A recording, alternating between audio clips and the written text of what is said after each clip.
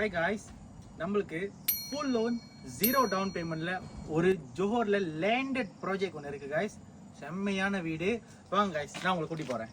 So guys, இதுதான் நம்ம வீடு. வாங்க ஹவுஸ் டூர். வீடு வெறும் 500 வழி இல்லை வேண்டாம், உங்க இஷ்டம் போல ஒரு 100 வழி கட்டுங்க, பேங்க்கு போதும். வாங்க வீட்டுக்குள்ள போகலாம். ஸோ வீடு பார்த்தீங்கன்னா நல்லா ஸ்பேஷியஸாக இருக்கு. இதோட வியூ நீங்க பார்க்கணுமா? வாங்க.